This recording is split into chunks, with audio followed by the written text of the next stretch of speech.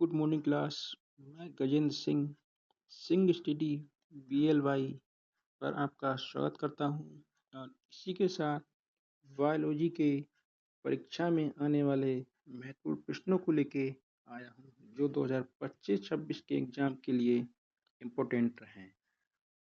इसी तरह मैं अपना पहला क्वेश्चन लेता हूं। क्वेश्चन नंबर पहला है हमारा। क्वेश्चन नंबर 1 कह रहा है कि मेंडल ने किस पौधे पर अपना प्रयोग किया था। कि मेंडल ने अपना प्रयोग किस पौधे पर किया था। इसके 4 ऑप्शन दिए गए हैं। पहला ऑप्शन है हमारा सरसों, ऑप्शन बी है मटर, ऑप्शन सी है गेहूं, ऑप्शन डी है आलू। अगर इसकी सही आंसर की बात करें तो हमारा सही आंसर होगा बी। बी कहें तो मेंडल ने हमारे मटर के पौधे पर अपना प्रयोग किया था। क्वेश्चन नंबर 2 है। हम अपना क्वेश्चन नंबर अगर 2 को देखें तो क्वेश्चन नंबर हमारा 2 कह रहा है कि मछलियों में उत्सर्जी पदार्थ क्या है। कि मछलियों में उत्सर्जी पदार्थ कौन सा होता है। पहला ऑप्शन है अमीनो अम्ल, ऑप्शन बी है यूरिक एसिड, ऑप्शन सी है यूरिया, ऑप्शन डी है अमोनिया। तो अगर क्वेश्चन नंबर 2 की हम बात करें तो क्वेश्चन नंबर 2 में हमारा सही आंसर होगा डी, अमोनिया। अमोनिया हमारा इसका बिल्कुल सही आंसर है। इसी तरह हम क्वेश्चन नंबर 3 को देखेंगे तो हमारा क्वेश्चन नंबर 3 कह रहा है कि मछलियों में श्वसन अंग होता है। मछलियों में श्वसन अंग कौन सा होता है। तो पहला आंसर है हमारा त्वचा। क्या मछलियां त्वचा से रिस्पायरेशन करती हैं। आंसर है गिल्स। क्या मछलियां गिल्स से रिस्पायरेशन करती हैं। आंसर नंबर है हमारा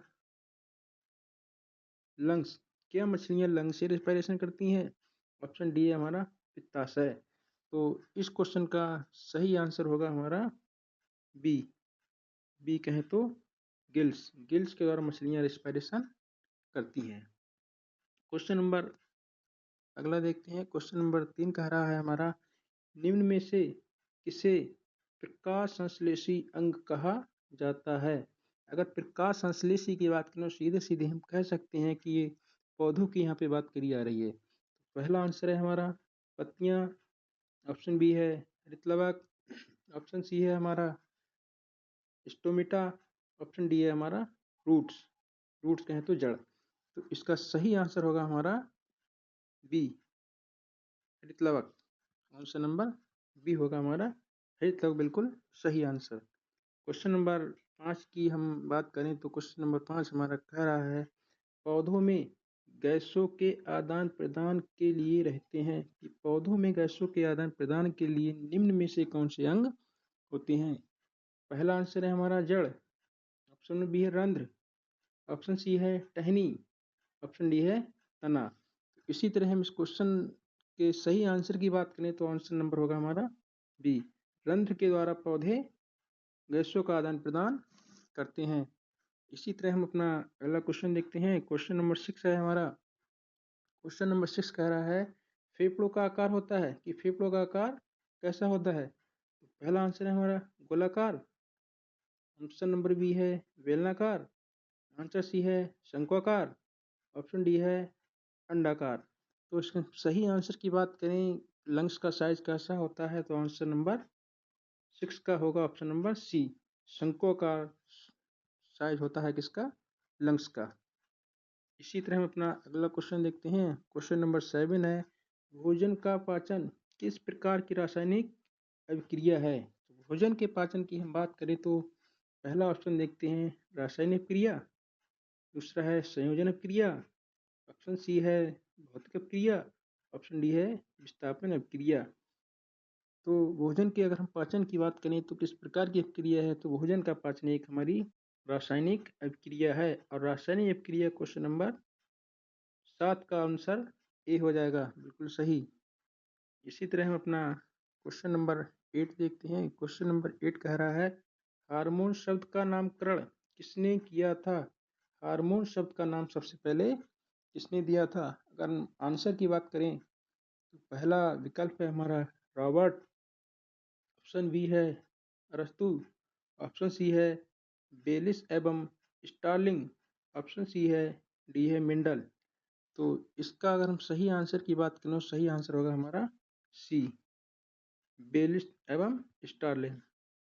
इसी तरह हम अपना अगला क्वेश्चन देखते हैं। क्वेश्चन नंबर 9 है हमारा। क्वेश्चन 9 कह रहा है पृथक्करण का नियम किसने दिया था, कि पृथक्करण का नियम किसने दिया था। तो पृथक्करण के नियम की बात करें तो हम पहला आंसर अपना देखते हैं, क्या ए हो सकता है। आंसर बी देखते हैं, डार्विन हो सकता है। आंसर सी देखते हैं कि मेंडल होगा। ऑप्शन डी है बेलीलोनियन, क्या बेलीलोनियन होगा। इस क्वेश्चन के मेंडल के हम पहली बात तो हमें ये पता है कि पृथक्करण का नियम मेंडल ने ही दिया था, तो इस क्वेश्चन का आंसर हो जाएगा हमारा सी, सी कहें तो मेंडल। इसी तरह हम अपना अगला क्वेश्चन देखते हैं। अगला क्वेश्चन हमारा कह रहा है जीव विज्ञान शब्द का प्रयोग सर्वप्रथम किसने किया, कि जीव विज्ञान शब्द शब्द का प्रयोग सबसे पहले किसने किया था। ऑप्शन ए है हमारा लेमार्क तथा ट्रेविरेंस। ऑप्शन बी है बॉन मॉल ने। ऑप्शन सी है पुरकंजे ने। ऑप्शन डी है अरस्तु ने। क्वेश्चन नंबर 10 की बात करें, क्वेश्चन नंबर 10 की बात करें हम कि जीव विज्ञान शब्द का प्रयोग किसने किया था, तो ऑप्शन हो जाएगा हमारा ए बिल्कुल सही, लेमार्क तथा स्टेविनस ने जीव विज्ञान शब्द का सबसे पहले प्रयोग किया था।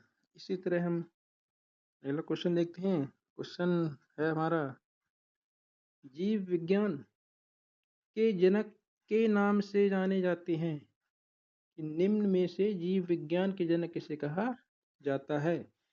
पहला ऑप्शन है हमारा लेमार्क। ऑप्शन बी है हमारा डार्विन। ऑप्शन सी है हमारा अरस्तु। ऑप्शन डी है हमारा ट्रेविरेंस। तो इसके सही और सटीक आंसर की बात करें, जीव विज्ञान का नामकरण की बात करें या जनक की बात करें, तो हमारा आंसर होगा सी, अरस्तु।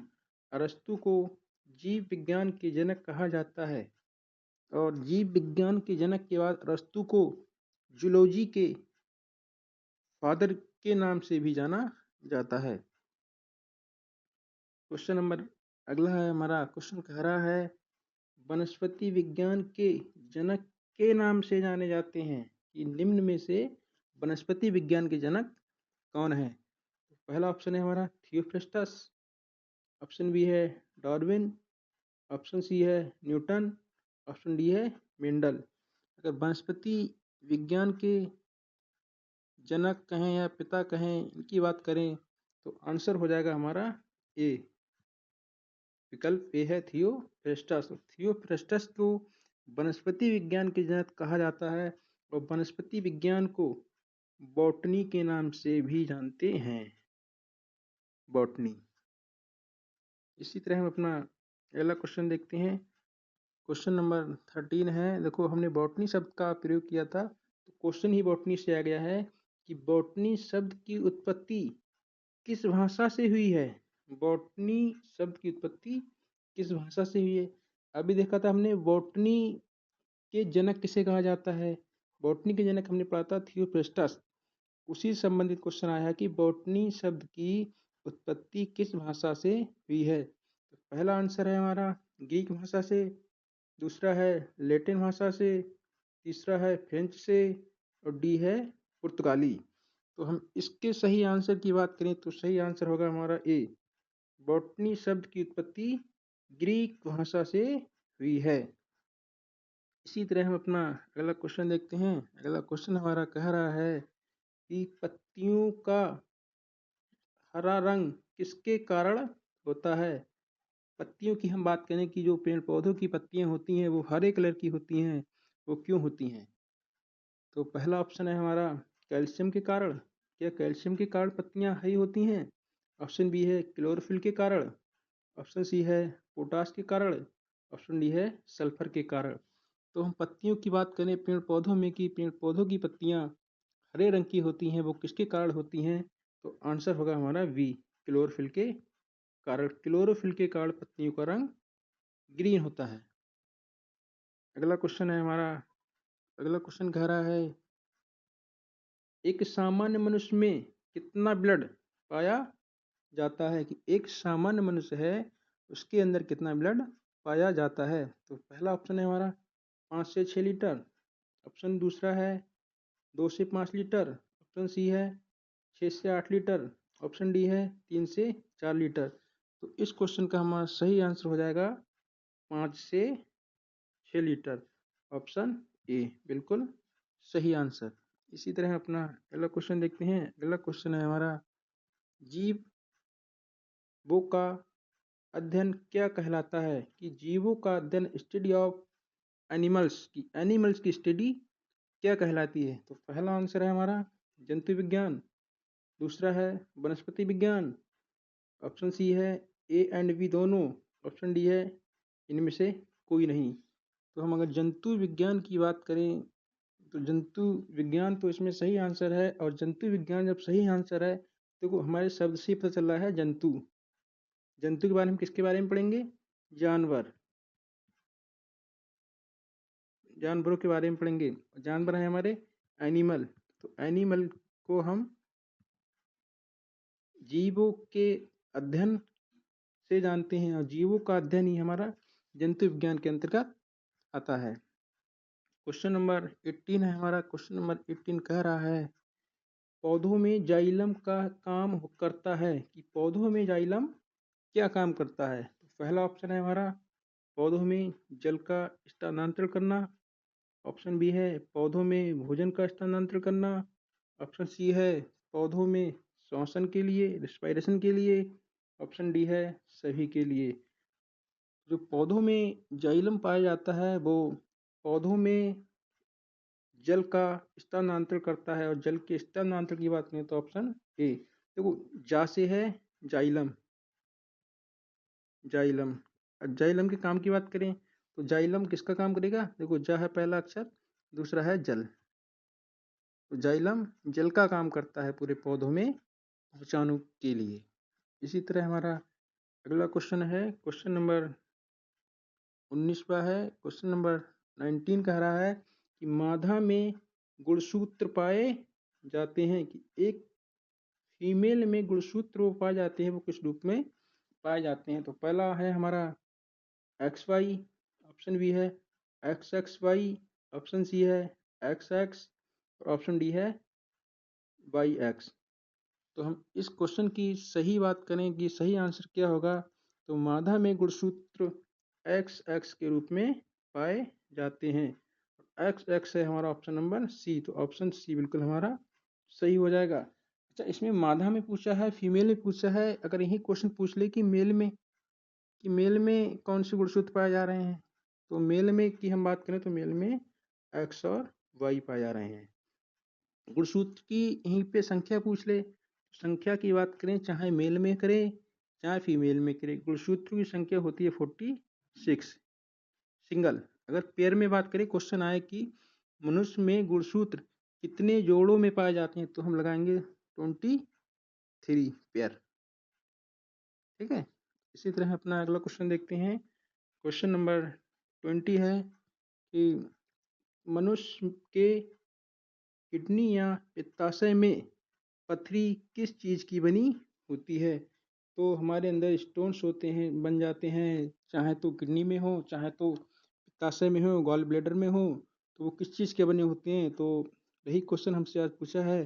तो पहला आंसर है हमारा कैल्शियम क्लोराइड के, दूसरा है कैल्शियम ऑक्जेलेट की, ऑप्शन सी है फास्फोरस की, ऑप्शन डी है सिलिकॉन की।